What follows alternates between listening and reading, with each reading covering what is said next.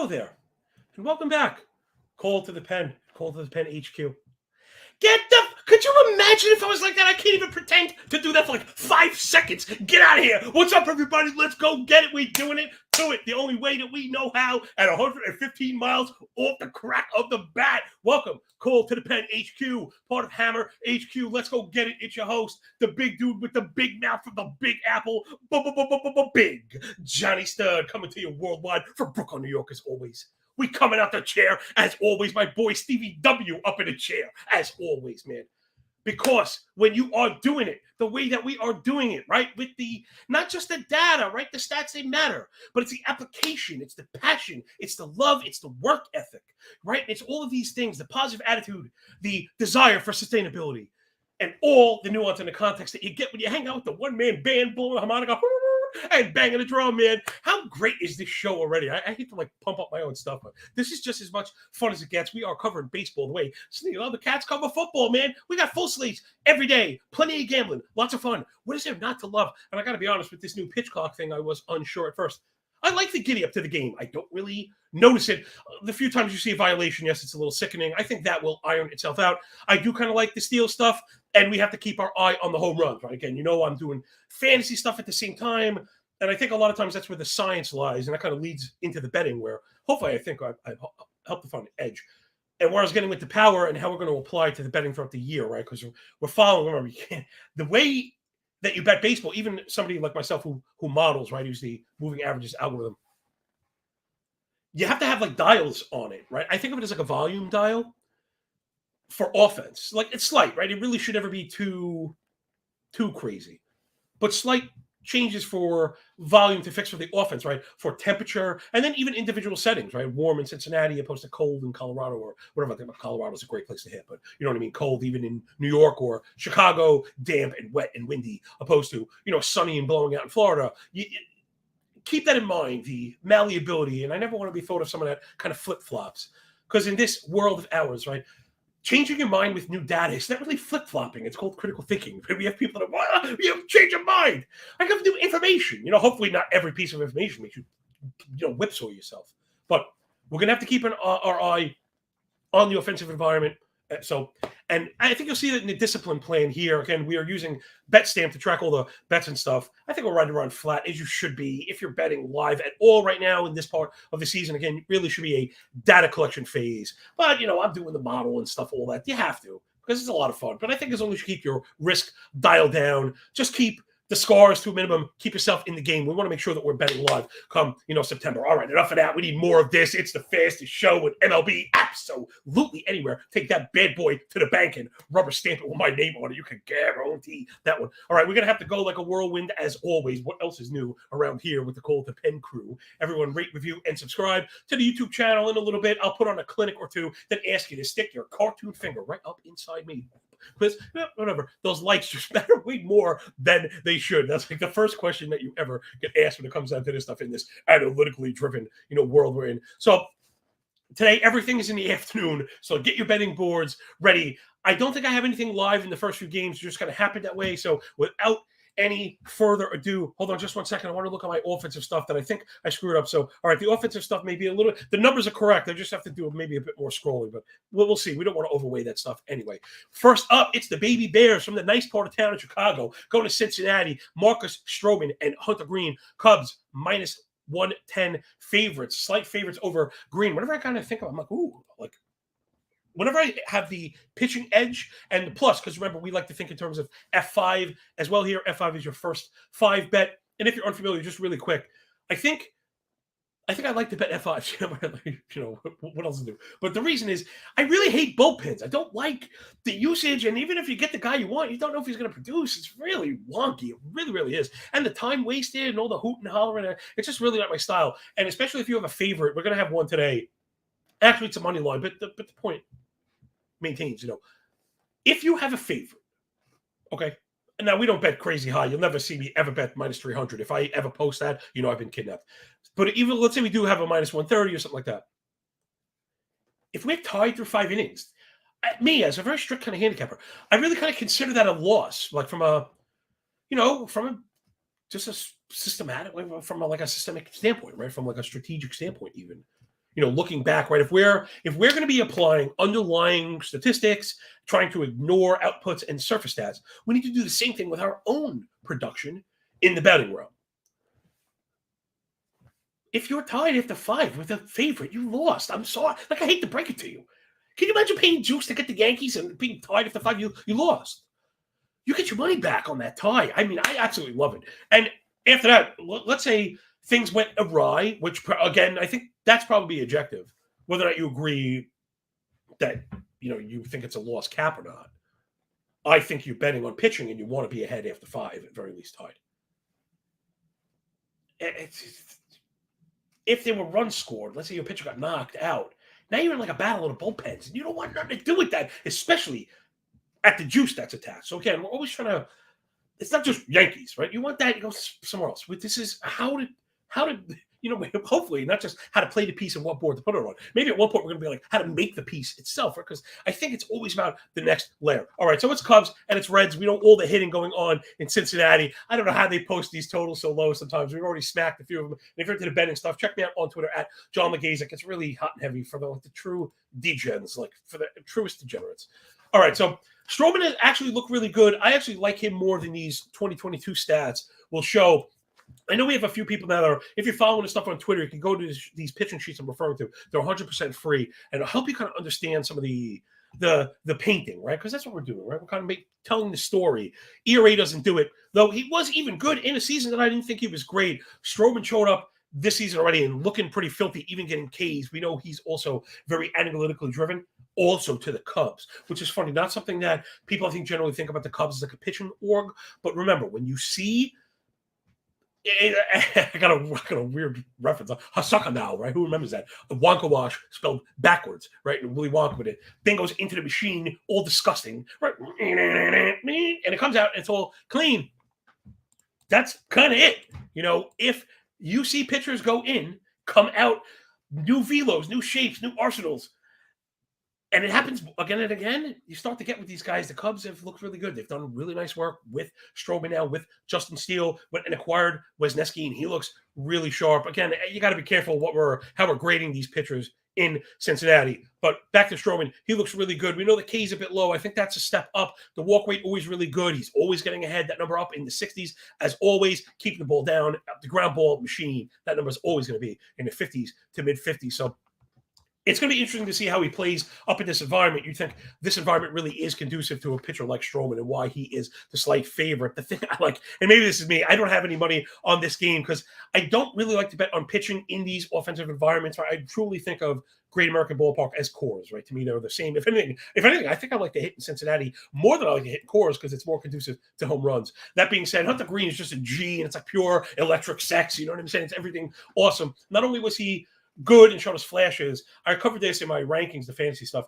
He came out of the All-Star break with an extra 2 miles an hour, pulling back on the slider with an improved fastball. I mean, it was already great, and he quite literally has one of the best, 3 fastballs in the league. So I'm into that stuff. 99 miles an hour, 31% K, 22% K minus walk last year, 32% whiff, and he gets ahead, 62% first strike for Hunter Green. So he does a lot of that. And all the power stats, the elevation stats can look a little bit rough, the big fly ball rate, the big home run rate, but again, remember trajectories. So it's not so much Wonka wash here as it is. Sometimes changes happen, and you just not throw it away, the old stuff, but they just mean a bit less. So I think I'm going to leave this one. These two offenses are really a bit hit or miss. I tend to, I don't know, I thought the Cubs were going to be a bit more scrappy than we've seen. Maybe they'll get it going. I'm kind of waiting for Seiya Suzuki. He feels like that. It's kind of do it all hitter to get the offense going. So I think I'm going to just leave this one. But if I really had to, my money's always on the strikeouts and Green. But like I said, no need to tempt that offensive environment. Next up, it is the Fighting Phils from Broad Street and Aaron Nola, plus 145 dogs. Like, huh? Yeah, going to the Bronx to meet Garrett Cole, Colt 45, and the New York Yankees, minus 154. Right past that edge. See, it's funny. I guess I do kind of cover all these games, but as I'm looking at them, I just can't pay it. I don't know, man. I'm a Yankee fan. I don't like the Yankees. The Yankees stink. The Yankees stink. People like the offense more than they should. They actually stung us yesterday. We didn't get the F5 over because the Yankees didn't do their thing. Maybe Matt Strahm looked like Bob Gibson. Just ridiculous, man. All right, Aaron Nola, he's a GOAT, man. 3.25 ERA last year, sub 1 whip. Cole out there, the ERA a bit elevated with the one flat whip, but when we get into Cole, I like to look more at the early indicators. XFIP and Sierra both at 2 3/4. Same to be said for Nola. Expected ERA 2 3/4, deserved ERA 2.55. These guys really kind of neck and neck. Yes, Cole has the edge as far as fastball velo, but you got to give Nola the love as far as control, right? When you see that sub 4% walk rate, though, hat tip to Cole also. He really controlled that since he was younger at 6% for him. I'm trying to do them both at the same time. I'm kind of fly through this because I don't think I have any money on this. I'm trying to do a better job of marking the games that we're actually going to get some action on. And then that way I won't be so damn scrambled at the very end, man. You ever want to see a person completely melt down? Check the Friday show. Jeez, the last 90 seconds were just awful, completely off the rails. So you're going to get the whiffs from Cole. You know that. Where are they different? And to me, it's really the elevation profile, right? Where Cole really does allow a lot of fly balls. But, the big shaking butt, like at the garden hose butt. That fastball has looked phenomenal. Yo, my man, KCV and B is up in there. I see a couple of guests kind of popping in and out. Larry's here. What's up, guys? Man, all the kind of true crew is here right now. So, everyone is here. Make sure you rate, review, and subscribe to the YouTube channel. Those cartoon fingers matter more than they should. And go on social media and tag Rob. Tell him what a good job we're doing over here at Cole to the Pen. How much fun we're having. So, it's Nola and Cole. It's GOAT on GOAT. What I wanted to get to with Cole was the elevated fastball looked excellent. He, again, is in that handful of pitchers like Hunter Green. I think we got to be careful looking for the old version of Cole, right? When popping the hood on the already good fastball to see it went from, gosh, I don't even know. It went from Porsche to Ferrari, right? Like it went from 911 to Spider. And it's just like, it was already too sick to improve, but it is. So, man, I hope this doesn't come off too homerish, but I think you're really getting as good as it gets from Cole. I think Nola will be good. The problem, I think, for this one and the Yankees is their offense. It's been a struggle for the Yankees. Sometimes they're too patient to their own detriment. The walk rate at 11.5, the chase rate down to 29, the things we like to see. They have hit some home runs, but that's about it. They've been kind of a ground ball machine, converted the barrels into home runs, but everything else has been a dirt eater. And the 25.5% K rate going to get you in trouble. I think this one, neck and neck. This game kind of feels like, I don't know, this is probably not popular thing for handicappers to say, going, let's watch this one. Can we enjoy this one? I know a lot of handicappers, it's kind of cool now to not watch any games and not enjoy baseball. Well, I love it and like to watch the game. So I think I'm going to watch this one. My best lean might be up against the wall. I mean, Nola and Cole, it's so close. My gut would say the plus money right at the half run, but the way Cole was pitching, I don't want nothing to do with it. And the way, even just Judge gets to it, it's hard to discount the Yankees for a run. So let's just move it on. We got a full slate in just a couple hours. No need to force the action, right? Every time you lose 10%, it takes 11% to get it back. So no bet is better than a bad bet, right? You have $100, you lose 10%, down to 90, win 10% back. You're at 99, you're not at 100. You're down 1%. Keep doing that in perpetuity, and you'll be, I don't know, walking along the highway with a bag of oranges and a bandana on a stick, like those old Bugs Bunny cartoons. So let's get up in the next one. It's the Rays, those Flatfish of Florida, and Sugar Shane McClanahan, my absolute dude, man. I love Shane McClanahan. Don't you not even get me started. I wrote him like a love sonnet during my fantasy rankings. Let's get with these Rays. It's a pretty easy bet, but the juice kind of took it out of control. I don't know how often do you get to see a minus 170 half run. Our great production team has the BetStamp app up on there. People, if you haven't got with the BetStamp app, I really think it's worth. I mean, look, doesn't this speak for itself? You're shopping right here. Who else notices the odd thing on the board?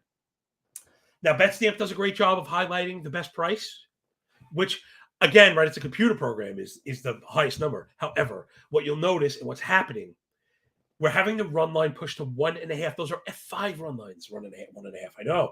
I know. The F5 wars continue. So remember, people, this is something I cover on Twitter all the time. I try and keep my Twitter account fun, although it really is going 24/6, actually not 7. All the big men have been known to rest on Sundays. But that is an interesting one that I haven't gotten around to. I personally say I can't pay 1.5 for the first 5. Can we bring up the 1.5 for the full game, please? Even that one was really juiced up. Now, that's something that maybe we can get with. Now, let's put this one off to the side, because again, I'm not really too big into paying juice, but I do think we have the edge here, where Rays minus 1.5, full game minus 150.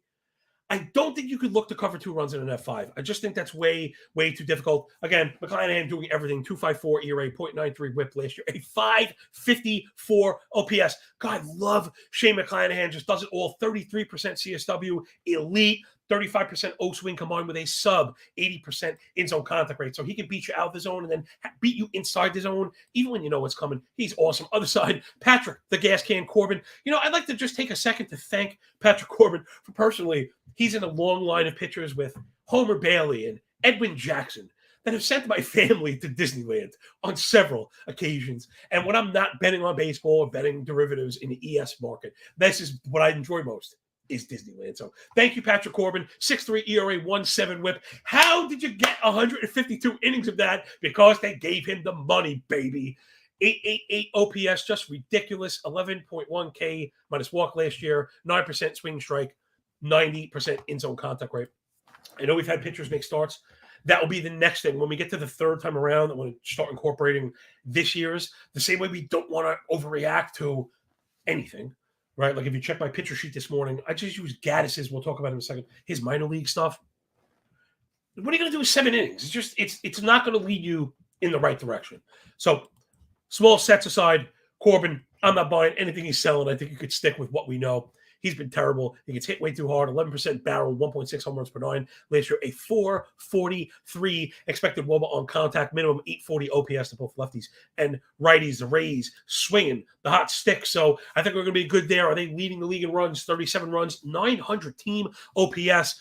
All the young bucks seem to be coming up at once. If you want a spoiler for the fantasy show, I do fantasy also. I'll be doing it for Mayo twice a week. Wham, bam, thank you, man.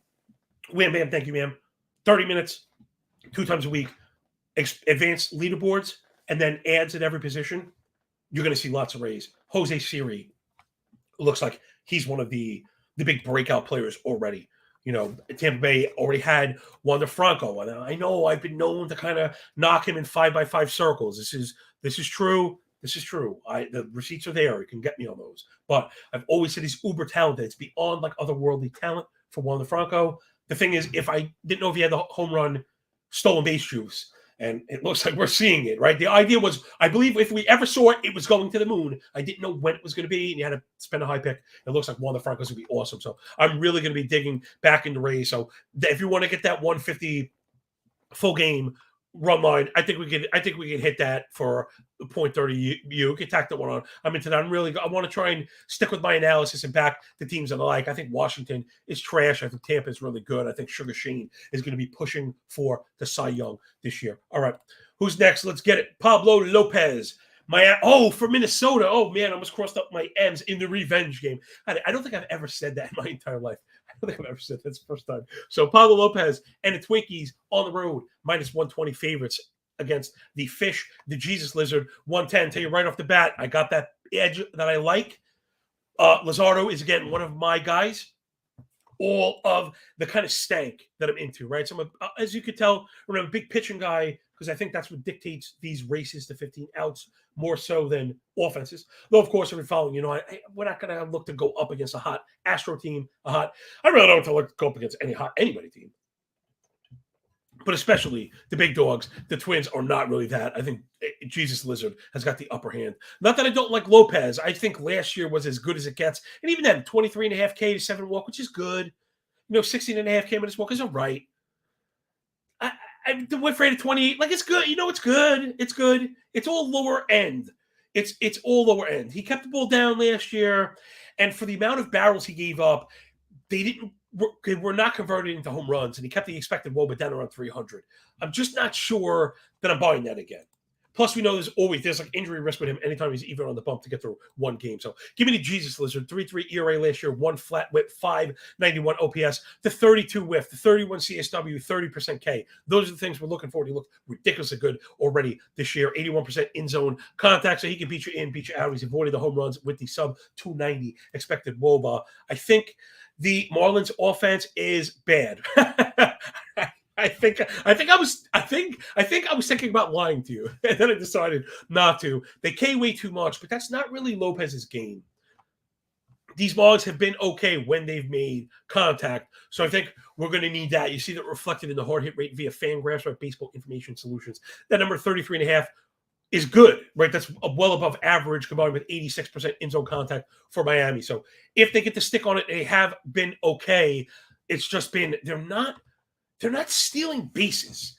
And I thought Miami was going to steal bases. So I'm a little surprised with that. I see Larry up in the chat mentioning a Rosarena home run. I had that one listed yesterday, and I have it listed again today, but I didn't mark it because of the odds. So again, if you follow my work, that's why I know I cover so much. And for the people that are like, well, what about this? What about this? I do have a place. It's all streamlined. Go to Twitter. It'll take you to the pin tweet, whatever.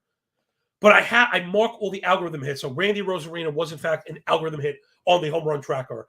I've just been looking for 400 or better because I think I want to see the home run to fly ball rates normalize to where we've seen the bigger offensive environments where it hasn't happened yet. So give me Miami F5. I sort of better than even money. I don't know if that's still hung there. Yeah, I see one. All right. I got plus 108. So I think plus 105. Remember, give us a 10-cent swing. I think that's always fair. Remember, I'm never going to tell you pay any price. That's never, ever the case. When we're playing generic book stuff, right? When it comes to props, sometimes you're going to have to eat more cents than you want to for availability purposes. But when it comes to, I don't even know what you call it, general market plays or whatever we call these things, give us a 10-cent swing just to give us some leeway for it. But again, we're showing you in real time, and that's why I love BetSam so much. Think about going, and this is a perfect example. Think about going into the store and, I wanted to buy a widget, and, that widget was $105, and next to it, the widget was $123.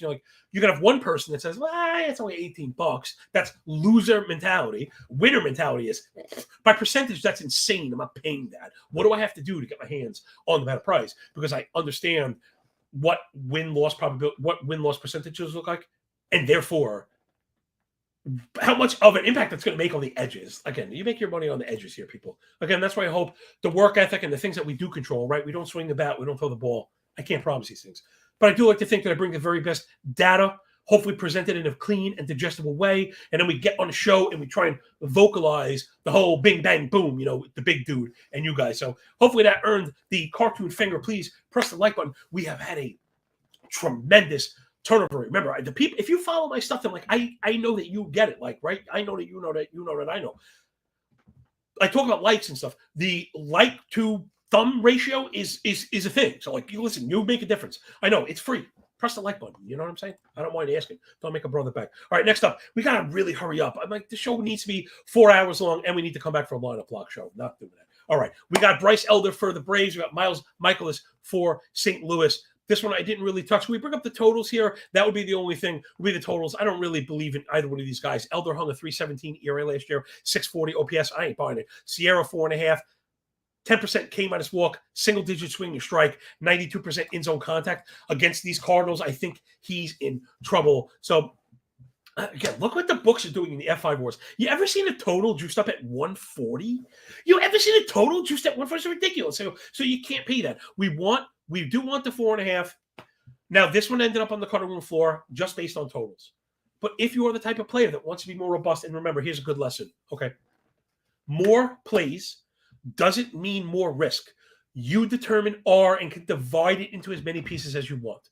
I have been regimented for this show's purposes, but that doesn't mean if I say a show, it just landed on the outside, it's not any good, it doesn't mean it's not going to hit.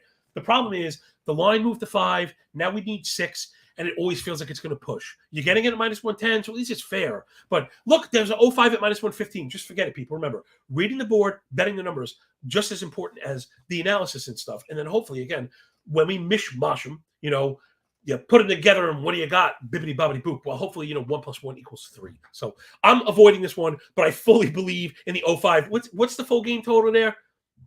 Production. I love that we have this interaction thing, this whole immersive experience going on. Nick, what's up, man? McClanahan over 5.5 Ks. You got to like that because they're striking out like crazy. Can I get the juice on that? I love that. This is fully immersive. This is like a dream of mine, really. So, all right, if you get 5.5 Ks and it's not like minus 170, which is basically my where I start to puke. What do you call that? My visceral reaction. Then I would get that one too. Maybe we'll see that one on the board later on. But for Atlanta and St. Louis, it's over or nothing. So what was that? 9.5? See, no, now again, this board kind of makes no sense to me. Think about, we just pointed out, today's show is becoming more about theory and being smart. Well, the analysis matters a little bit less because the games are happening right now. Just look at the board and look at the lesson. You can get the 9 at minus 115. You can get the 9 at minus 120. Obvious and objective comparative edge to the minus 115, of course. The 9.5 is at plus 108. It's only 23 cents. We just highlighted other ones because you pay a full $1 for runs, and easily 50 on these. So again, just keep an eye on that and how that would be an automatic non-starter. Forget the fact I don't like to need 10. I usually draw the line at 9. Again, when I have rules, doesn't make me right or wrong. There's just 5,318 games a year or whatever it is, so you can't bet them all. I do like the over 9 at minus 115, though, people. If you're a more robust bettor, go get it. Let's move it up. We got Mitch Keller and the Buccos, black and yellow against the Red Stockings and Corey Kluber. Can I get the F5 board up, please? I know I have it. The reason I have that marked, I have the 0.5 run line, which means I wanted to keep an eye on the price. Yeah, let's knock this one. This is our first lock-in right here. Let's get Pittsburgh plus 5 runs. So that means, people, if you're unfamiliar, because I know we speak in code sometimes, F5RL plus 0.5, okay? First 5 innings run line, you're getting a half a run. Meaning, for that beautiful 115, we're cashing this bet on a tie. Okay, so we want that. We're also going to make our first home run prop. Got my boy on the 1s and 2s in the back, Jay Bird, doing the thing that he does. We want to start. I'm going to drop it. I was doing a 1/10 of a unit, and that was a mistake. That was an operator error. Now, luckily, we hit Will Smith the first day in the home run tracker. So also something part of the 25 cents a day that I provide. Whatever. It's so ridiculous. That 10 cents, remember I mentioned a 1% total at the front, keeping the daily rider list risk throttled. I didn't adjust that. I bet 1/10 of a unit when I'm betting 2.5%. When you're betting 1%, that should be cut in half. So I'm not saying my apologies because I didn't put it up on the show, but again, the curtain is fully pulled. Like, I want you to see it all. I'd like to retire on the backs of my followers, you know what I mean? Making the money here. So let's get that one for sure. Let's lock that one in. We also want O'Neill Cruz. Let's get O'Neill Cruz for the cruise missile. So we're going to go 0.05. We'll call that a nickel, right? So if you hear me talking in terms, 1 unit equals 1%. And I guess it sounds cool. So we'll go with a nickel for O'Neill Cruz, 575. Remember, shop around. I saw 600. But as long as you're getting 5 to 1, I like to keep that. I like to cut my line at 400. But I guess I'm saying 6.75 cents. Even that's a lot. But again, at plus 500, it's still okay. So give me the cruise missile. I am not buying what Kluber is selling. He got rocked up in last year. Really not any good. The velo is down to that, high 80s where we could start to kind of manja. The in-zone contact rate always up in the high 80s. And we saw that kind of reflected with the home runs through the fly ball rate. So I'm not sure if I like Mitch Keller. I know we saw another hype video, and I know I've fallen for it at least 3 different times. So I've got at least 3 different scars, my big fat arse somewhere. But, big shaking butt. I think we do have the pitching edge in the race to 15. I think the Pirates' offense is better than the public gives them credit for. Again, I don't think they're good. Right? I don't think the Pirates are good. Please don't tell anybody that I said that. However, remember, I often talk about this, and maybe this is something that, as you hopefully stick with the show every Monday through Friday at noon, Call to the Pen HQ on YouTube, rate, review, and subscribe. How about that? I'm getting better at this stuff. I always feel like when we're looking for production on the horizon, the best place to look is in discipline. That good discipline begets contact, and hopefully quality of contact, good contact, solid contact. The idea being the discipline and the selection will hopefully improve the quality of the pitchers that we're swinging at on the hitter side, right? But hopefully be more capitalizing on mistakes, more patient and selective, and being optimized in the batter's box. So Pittsburgh disciplinary basket, pretty good. The K rate is at 26. However, double-digit walk, only 11 swinging strike. Better than average chase rate, 86% in-zone contact. So to me, that's like a falsity, right? I wouldn't be chasing strikeout props against it. Again, I know there are some Well, they're very well paid. I wouldn't call them good baseball handicappers. Some very well paid handicappers out there quoting K percentage for strikeout props. Oh my gosh. Talk about, oh my gosh, these makeup hires are gross. Gosh, there's so much bad content out there. People, pop the hood and see what's good. All right, everyone. Stevie W got Red Sox F5 over 4.5. Nah, if we're going to back Keller and lock in for it, that means we need 6. I don't think we're going to get 6 from Kluber. So I'm going to go nay. Oh, but that was a maybe full game. I guess the Pirates bullpen is not very good. But I would look to not pick on this one. Pirates, again, let's spin a quick ball on the Pirates is something we want to be watching, something I mentioned before, something the Cubs have earned. Teams like Cleveland, the Dodgers, Tampa Bay have earned organizational upgrades. You got to keep an eye on Pittsburgh. They have a lot of goods, and I'm not saying they've done this, but the way we try and get in front of the trend is to identify it. The talent is there. Mitch Keller could be the leading indicator. We saw Rowan's and Contreras, who I bashed yesterday because they haven't developed people. They couldn't develop Garrett Cole. They couldn't develop Joe Musgrove. It's not on me. I don't not like them. It's a sick stadium and sick uniform. Keep an eye on these Pirates youngsters. If we've seen them taking steps forward, they're going to be a team we want to be betting on. Again, I'm starting today. So I'm getting the half run. So I don't want to make contradicting bets. Doesn't mean you're not going to win betting the Red Sox for 5 runs. They're certainly a 5-run team. All right, who's next up? All right, I just got to go much faster. All right, news. Breaking news. I talk too much.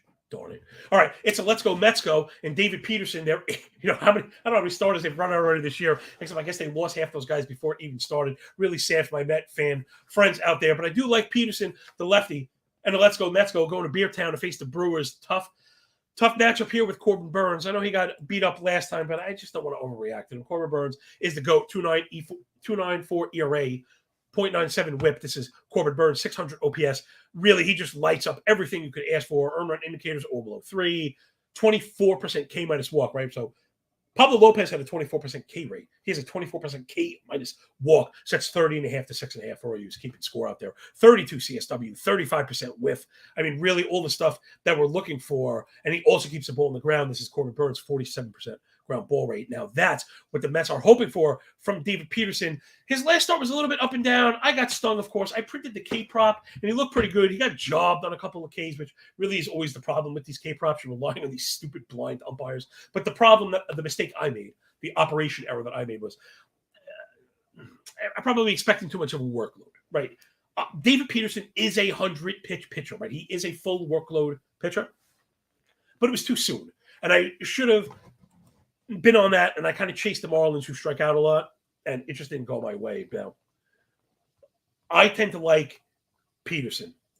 The thing is, he's got to be better at inducing chases and cutting down the walks.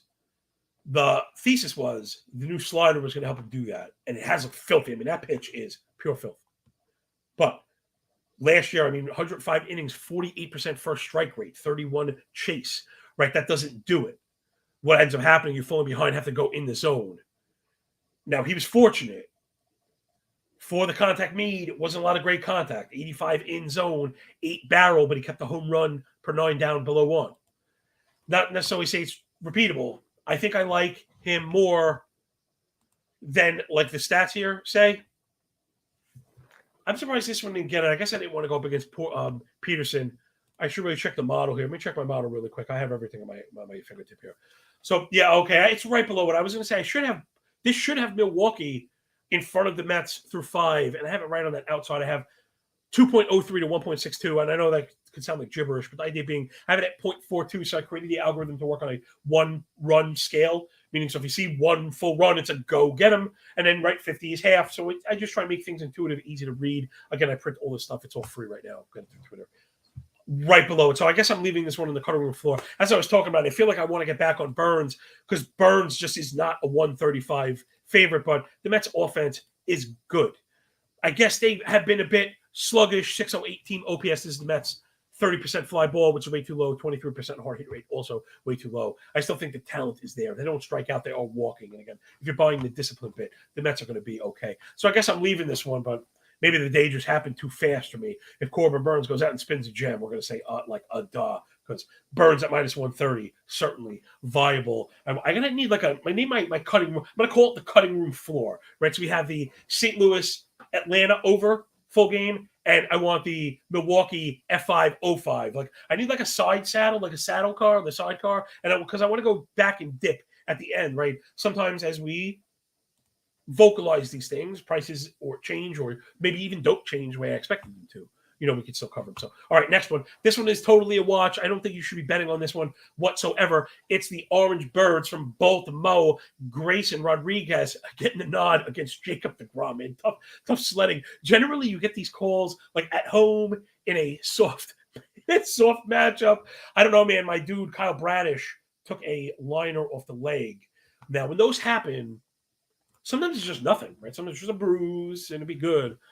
The call-up of Grayson makes me a bit worried about Bradish, I'm saying, which also would answer the question why they're throwing him at Texas. Texas so far, top 3 in runs, 31 runs, 264, team BA, 770, team OPS, near the top of the board in chase rate, 86 in-zone contact rate, top 8 across the board in hard hit.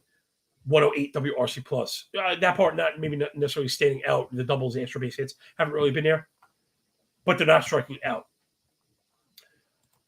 I think that's a really tough spot for a rookie. I don't want to sound like I'm knocking prospects because I'm not really like the prospect guy. It's not really my Jimmy Jam. I know Rodriguez had a 2.62 ERA, .99 WHIP through 76 innings in the minors last year, but I don't know. You got to go with deGrom. It's just the minus 170 for me is a little unpalatable. And we've just seen not great deGrom also because the Baltimore offense is one of my sleeper offenses this year. We're always keeping an eye on, again, one of the things I'm kind of becoming known for, team totals, first 5 team totals, maybe more in particular, highlighting bad teams with good offenses. Because remember here, people, it's more than just raw data. It's about how to apply it. And I think one of the sharper ways to apply data is understanding public narratives and where they fail opposed to reality. We have to remember, betting is now being exposed to like millions of new people. And let's quote my favorite philosopher, George Carlin, really quick. This is going to sound mean, but sometimes this is what it is. I'm a good guy, I promise. Think about how stupid, the average person is. Oh, wow, pretty stupid, right? Half the people are stupider than that. Jeez Louise. We're getting the bug is not sharp to baseball betting. And unlike football, I'm not going to get into the CLV conversation right now. We could do it another time. Where CLV absolutely matters. And I don't mean to discard CLV, which I do discard CLV for baseball, but it's because it's not in the vine long enough to ripen and be worth it. This is my opinion. Baseball, you got to just go with your work and your analysis. Do what you do. So where I'm going and how this applies is when you identify bad teams with good offenses, the public really doesn't come around to them, and the numbers are just palatable. So like a team like Baltimore, I'm more into totals than I am looking for their pitching, which I don't really trust at all. I know like Gibson will find himself limping to the finish line sometimes. But these are not the kind of guys we want to put our money on. Again, me, stanky electric company guys, right? That's what I'm looking for, is the Ched. I want the Phil. So I'm leaving this one. I'm going to be watching because I want to see how Rodriguez looks against a very tough Texas offense. I want to see how Jacob deGrom looks, who's like objectively one of the better pitchers on the planet Earth, against Baltimore, who I really like. But there's going to be a time and a place to bet on all these people. I just don't think that the time is today. Next up, this one we're just going to blow by because the pricing is just not there. It's Erod and those Tigres from Detroit Rock City, 8 Mile, going to Houston and meeting the Astros and Christian Javier. I mean, Javier is like the GOAT, one of my guys, my Cy Young ticket. He is awesome. But this one is just, it's like a Rocky thing. Yeah, outclass the bomb. I just can't pay it. There isn't a price here. Can we get the full game stuff up? Maybe this is the time where, see it again, this hasn't happened yet.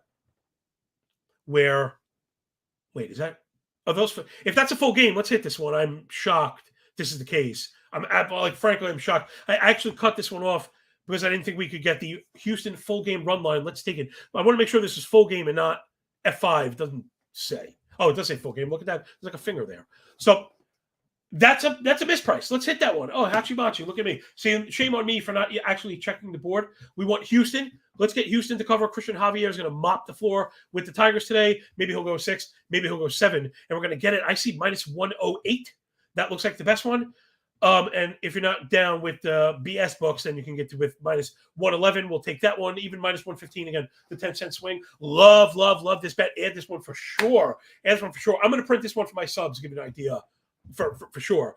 The reason I said it, and people, again, why you need to do more than just listen to any one person. I assume standardization to a certain extent. Houston is pegged, and I just grabbed the lines. If I open with a line, I literally just grabbed it 3 seconds ago. So Houston minus 244. To me, I'm thinking subtract the buck, maybe 80 cents because the public likes Houston. Again, tying in all my other analysis. Thinking I will not pay 180. I can't do that, because I even saw 240, 270. And when you get to the buck now, you're at 170, 161. I can't pay that juice to have to cover 1.5. I don't do that. Like, I don't think that's a good bet. I'd rather find it elsewhere. So I was surprised at the pricing there that it was not where I thought it would be. Minus 244 on the money line, minus 111 on the run line. So we're getting the buck 30 there. Would take like that. That will take runs. Gotta cost you something, right? Nothing for nothing. Nothing is free in this world. So, all right, look at that. I thought we were gonna blow by it because I just think the analysis is kind of low hanging fruit. I mean, Detroit has just not gotten it, and they're striking out a ton. They're not walking. 14 swing strike, bottom 3 in chase rate, bottom 5 in zone contact, bottom 5 in ground ball rate. They haven't even stolen a base. 51 WRC plus, really, really bad. And on the other side, Houston is awesome. Houston has Jordan Alvarez, who, I don't know, we were worried about his hand, and I'm not worried about his hand anymore. Yeah, the team BA, not really great, but we're seeing it start to click up. That line drive rate is there. Team, the walk rate double digit. Again, the disciplinary metrics for Houston, very good, 21% team strikeout rate. So give me Houston. We're going to cover that full game. This one I think we're just going to run away with because, remember, bullpens often have two sides of Jekyll and Hyde. Houston has the upper hand against either of the Detroit bullpen. If they get the 3-run lead, you're not going to get the upper side of the Detroit bullpen. They're going to default to the downside. We're just going to rock. I think we rock and roll with this one. So I think Houston wins by 10. So I don't often do that, but give me it in a blowout. Next up, heading out to the West Coast. And that beautiful bridge out there.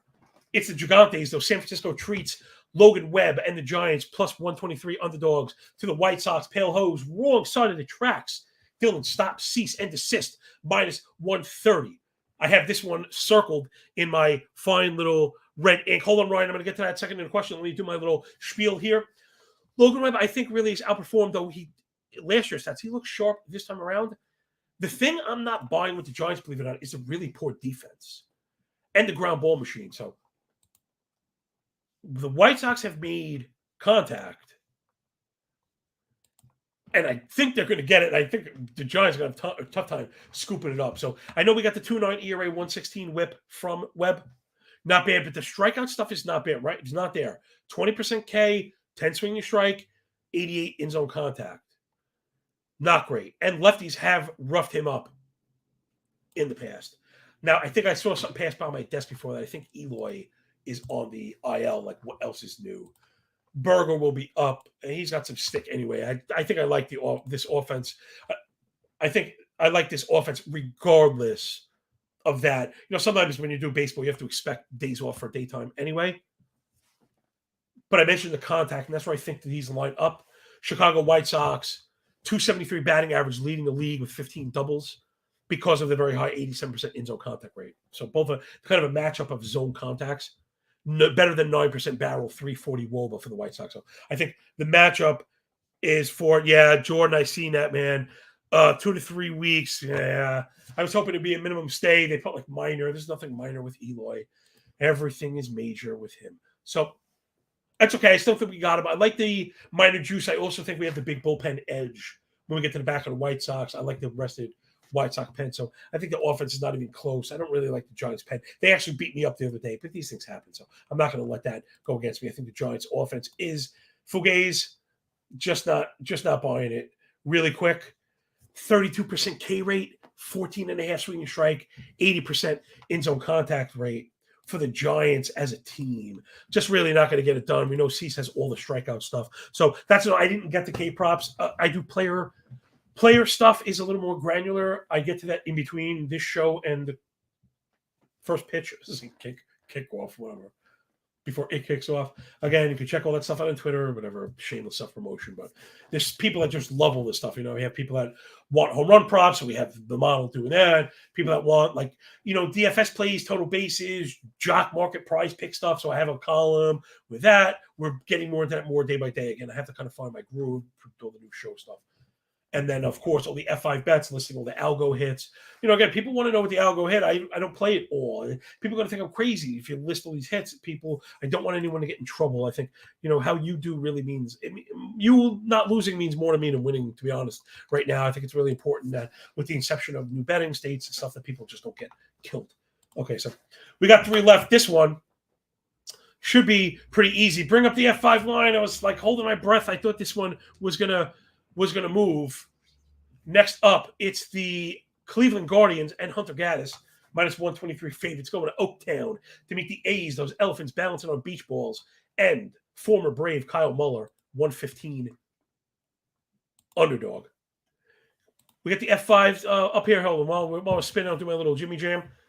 Well, I'll tell you right off the bat, I think I like the over here because I see lots of blue. Again, I'm referring to my advanced pitcher sheet. Yeah, that was the thing I was worried about. Well, if you want to touch my work, we posted overs on this earlier today because it was at 4, which is a bit unfortunate. But I would say this. I will go for the I think we can go with the 4.5 because I do have a hit. Let me just confirm.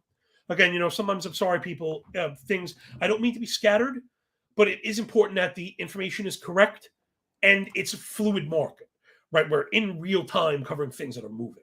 So this was 04 not long ago. Me and my big fat algorithm. Have probably do. We posted. I had team totals on both these sides, which means when the algo went, and again, people are learning how to read the key. The algo score was overrun over the given. So they posted 4 means I was over 5. My true score is okay. And this will be an interesting lesson in not just reading betting, but like reading models and stuff. So I have 1.03 over. So meaning I'm over 5 runs on the score. But remember, and people do ask this, do you just kind of add the raw totals up? That's not really how you read the model. Because remember, it's giving you a range of outcomes. So when we're looking to read a total, we're really looking for scores comprised of scores at the 0.5 or above, right? So we actually have a good example here where both of these I have above the 2.5, Cleveland at 2.5, Oakland at 2.5. I mean, so they're both the strong pop for 3, opposed to trying to think to get you to 6, opposed to you could have, let's call it a 2.85 and a 2.1 give you the same total, but different because one is a really weak 2, a strong 3 and a weak 2, opposed to 2 stronger 3s. Okay, so I that wasn't perfect, but we are doing so much here. I don't think there's another show quite like this where this is like high level betting theory with advanced statistics and analysis and some crazy, fringe freaking lunatic. So let's put this one on the board. We're going over 4.5 F5 plus 107. I mentioned all the blue ink I have because I format like StatCast, right? Red is hot, is good. Blue is cold, is bad. Gaddis has just, again, I don't want to kill this guy for small sets, but he's had a really rough go of it, and that's kind of been the case on both sides. I think I like the Cleveland offense better than most. We've been making money on those team totals as well. They have 32 runs scored, 19% K rate, 88 zone contact, so it's getting there. Yeah, they don't hit the ball hard, but that's part of the public's problem. They only look at contact quality. It's not important. I'm not saying it's not important. It doesn't matter. 10 doubles, 8 steals. The Guardians stretch bases and score when they are not supposed to. Add in the shift restrictions and the increase in BABIP. Cleveland is the kind of team that we like. I know, it's just we just do it differently here. Kyle Muller last year, it was only 12 innings, but it was really bad. 8 ERA, 1.7 WHIP. All the earned indicators up above 5. Expected ERA at 5.5. It's just really rough.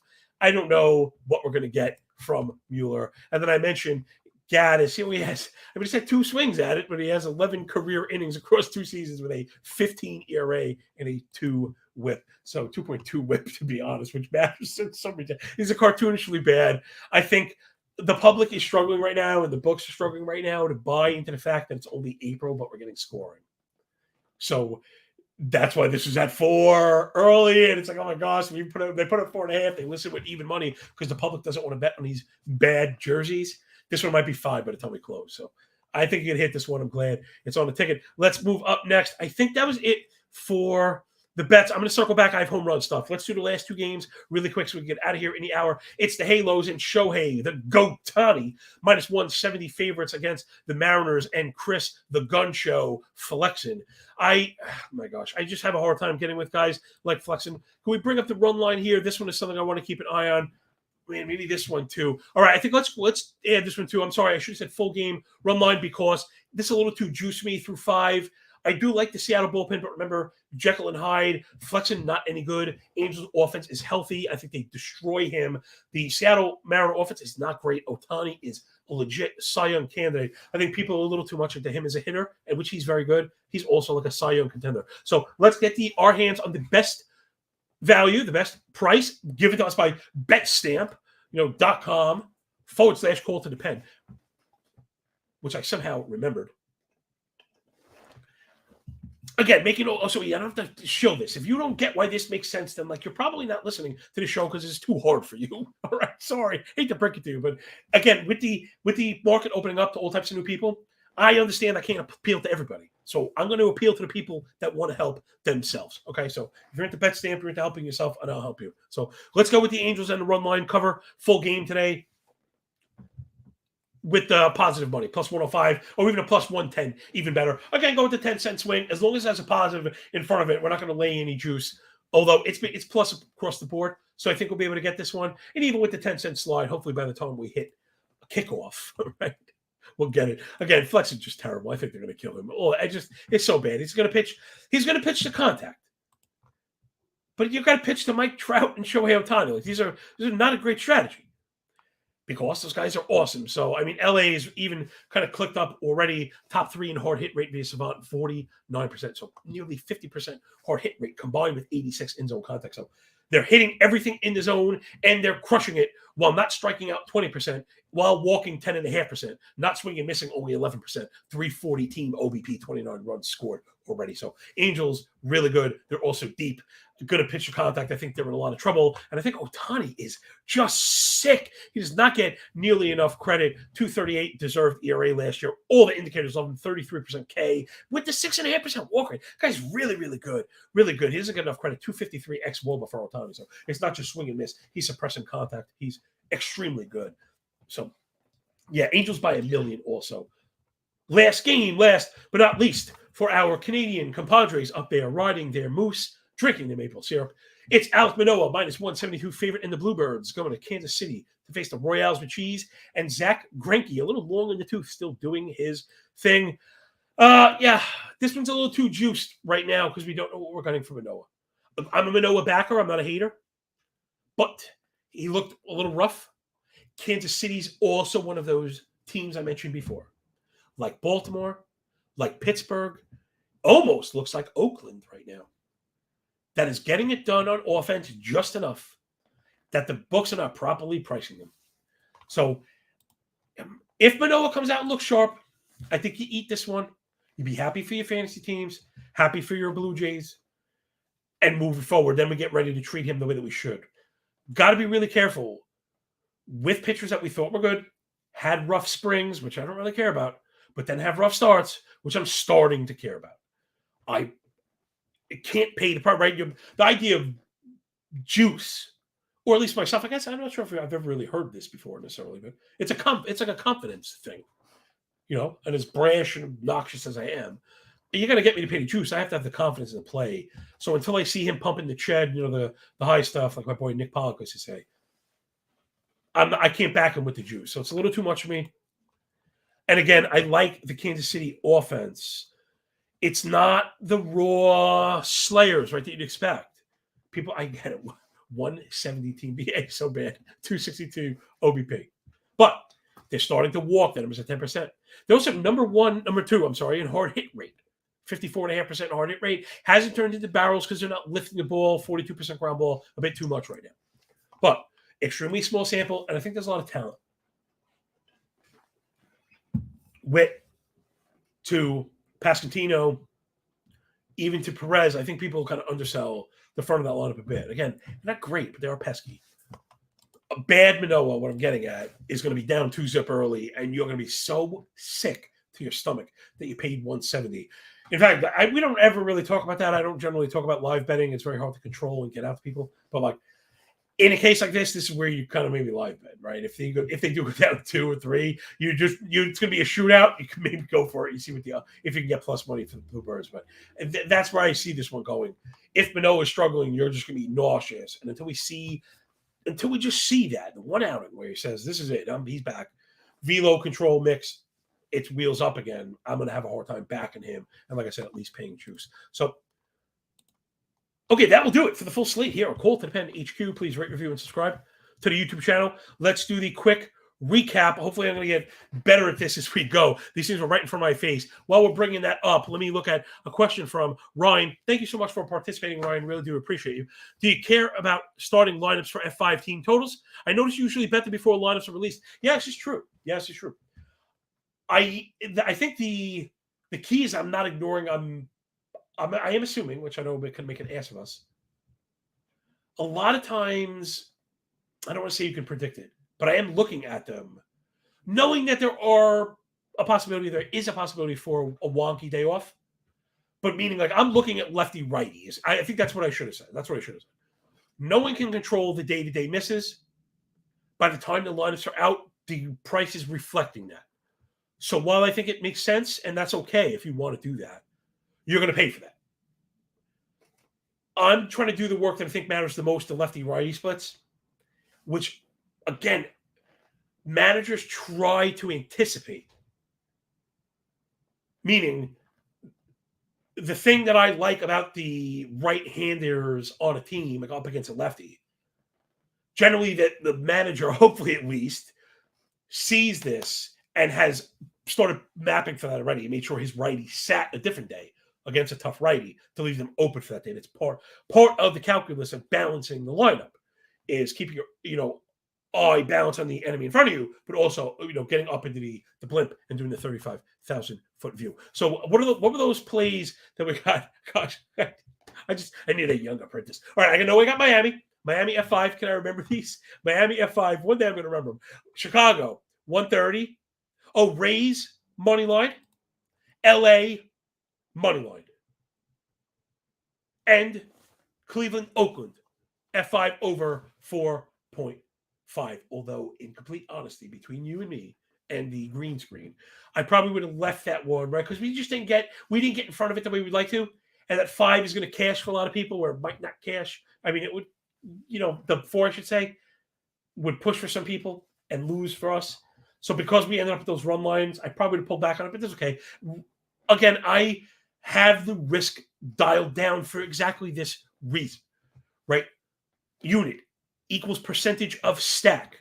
0.3 unit is 1/3 of a unit, right? These are manageable numbers. And for me, at least, the way that you stay in the game. I know it's hard to get to 1,000 units and be posting emojis doing this. But it's important. And to quantify that, that's if you have $10,000, you're talking $25 there. Now, granted, I don't know if you need 100% capitalization. That's another story for another day. You could fractionally reserve your own stuff while you work your small business. I know I did that myself, so I wouldn't want to not give you some of the best advice, but that really is quite advanced. So unless you're there, make sure you're firmly capitalized, people. Make sure you can afford these bets. Before we get out of here, let's just do a couple home runs. You can get all this stuff on Twitter. It's Push It to Sharpener. And the sheet right now, it's all free, by the way. Go check it out and just see if you think it's worth 25 cents a day. Can we add these? These are going to be nickels, all right? 5.05. We mentioned O'Neal Cruz, so he's already on the list. I want Wander Franco as well. Right, we mentioned that. I mentioned a Rosarina, and even I spun off into Franco and forgot. about the home run prop. That was at plus 650. I saw that without shopping around. Like that was the book I happen to be looking at had plus 650. So give me that up against Gas Can Patrick Corbin. Let's tack that one as well. So we're going to go 2 home run props. I got a nice little ticket today for the afternoon. Although, you know what, maybe that'll be even better. I know some people listen to this show on the way home, and I do really appreciate you. Unfortunately, when you go look at the board, most, if not all, of these games have happened in the afternoon. We just can't control it. We cover it all for you, though. You know, that's the best that we can do. But if you have questions, feel free. Tweet at us at Twitter, at John Legeza, or at Call to the Pen HQ, which is the same as the YouTube channel, which I hope you rate, reviewed, and subscribe.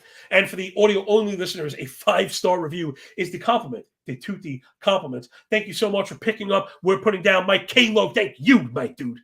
Because without you, I'm just a fat guy screaming at his computer. Nick Johnson, same goes to you, Home Slice. I really do appreciate you guys. You're giving up your precious time to me. I do not take it for granted. There are people in some of these seats that are already cashed their check. They have their eye in the door. I don't do that. They told me the show could have been 25 minutes if I wanted. That's legit. That's legit, real swear on my kids, behind the scenes stuff. I want to do more, okay? I think it takes an hour at least to do this. Get in the comments. Let me know if you agree. Let's get a lineup block show, man. Tag Rob on Twitter. Thank you so much for picking up. We're putting down. Enjoy the games. Enjoy your day. And when we're done with the book, baby, enjoy that pay. Remember, when you work this hard, it feels a lot less like luck, man. Peace.